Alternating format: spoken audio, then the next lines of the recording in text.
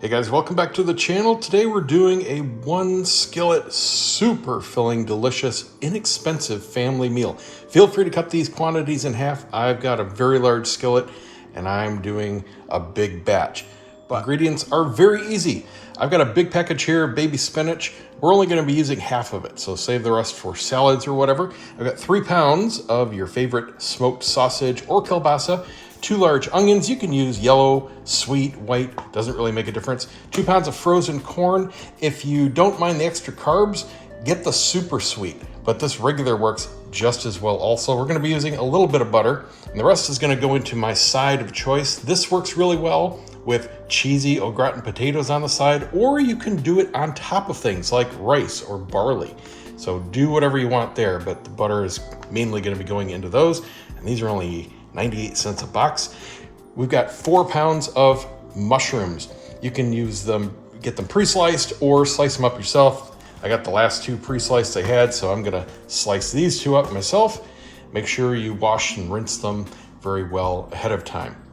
And other than that, it's just a bunch of frying stuff up. The flavor secret is in these mushrooms.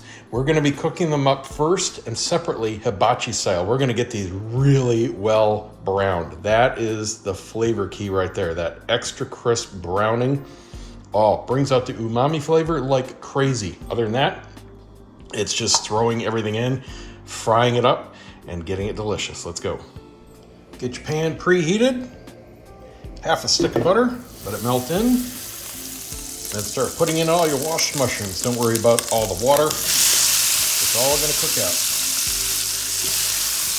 With all your mushrooms in there, give it a nice big generous helping of kosher salt or sea salt, anything but the fine table salt. That'll help draw out the moisture. Keep your heat on high, and this is gonna go for a good 15-20 minutes. There's gonna be a ton of moisture that comes out of here and boils off and reduces and gets out all that flavor. And then we're gonna crisp them up. Now we just need to slice up the sausage or kielbasa. I'm just doing, spoon-sized pieces, not especially thick, not little tiny, just normal slices. And then we're gonna slice up our onions. Don't dice them, you want a nice little bit of onion there because they are going to shrink as well. And while you're doing all this, keep your frozen corn out. We don't need to pre-thaw it, but definitely give it a little head start. Some dishes, like putting in frozen peas into chicken pot pie, you want it to help stop the cooking. We're not doing anything like that here, so having this fresh out of the freezer is just gonna slow everything down. You can see all that water starting to come out. It's got a long way to go. Don't dump this out, no matter what you do. Let it reduce. Trim off both ends of your onions. Just do a thin slice and then slice those in half. The reducing is coming nicely. We've reached about peak water removal. Now it's just up for this to boil off, and then the browning and goodness will begin. It's got another 10 or 15 minutes left to go easy. Here's what you want your sausages to look like. We're going for surface area. We're browning this as well as the mushrooms, and the more surface area, the more brown, the more flavor. So once you get that all done, we're gonna be frying these in batches. We're not gonna overcrowd the pan, because unlike the mushrooms, these don't reduce. Mushrooms are just about drained. We're starting to get dry spots on the pan, so the reduction is coming along. Maybe another 5 or so minutes, that'll be gone, and they will start to brown. Now what we're gonna be looking for is the magic squeak, listening for, actually, and you'll hear what I mean in just a few minutes. Just give them a stir every now and then. Keep them evenly distributed. Let them go. Now you can start to see what we're going for. See the nice browning going on? We're looking for that over as much as possible. Now when you give this a stir here, as it's starting to dry out, you'll listen for the squeak. Hear that? As the mushrooms touch the hot pan, you're gonna get that eek, eek. That's what we're looking for. Just go until this is all nice and toasty. Oh man, do these smell so good. Now, when you start to see a little smoke and you start to smell the char, they are done. Go ahead and kill your heat.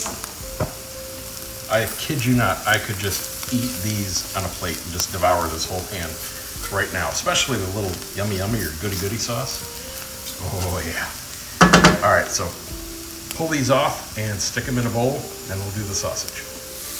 And we're more or less just looking for a single layer. I'm gonna do 2 batches of these and just brown them evenly on both sides. Get them cooked. First batch looks good. We're gonna pull these out, leave the grease, and when we're done with the second batch, we're gonna do the onions. Second batch is done. Pull these guys out, leave the grease, dump in your onions. Now see all that lovely fond on the bottom, all the black bits? That's just flavor waiting to be unlocked. As soon as we get these onions in, they're gonna start to sweat. The little pieces are gonna dissolve. The big ones, we're just looking for soft and translucent, but they're gonna release a lot of moisture, and we're gonna use that to deglaze all this fond. We're gonna give it a scrape after a minute.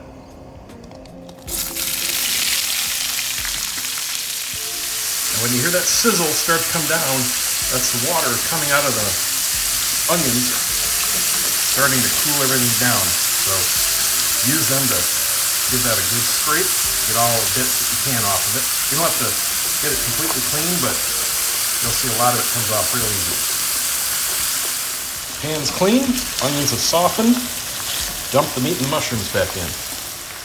Give it a quick stir, and now is where we're gonna add some seasoning. And this is kind of gonna be personal choice. I've experimented a lot of different versions of this, and my big advice is a little goes a long way. There's a ton of awesome flavors in this from all the work we just did, so don't step on it. Even adding garlic ruined this. I couldn't believe it. I'm a garlic lover, but that's all I could taste, and I didn't even add that much.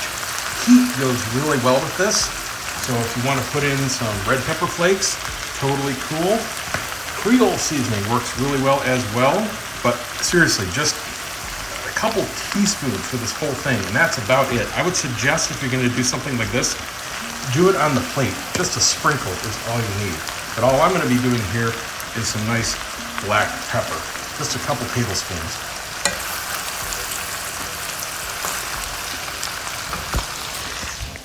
Once that's all mixed in, coming back up to temp, put in your corn. Get that all stirred in, heat down to medium. And we're just gonna stir it every couple minutes, let it come up and fully cook. And now we're ready for the baby spinach.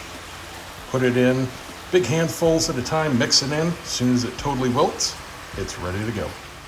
Oh man, let me tell you what, this is delicious. Give it a shot, let me know what you think. See you next time.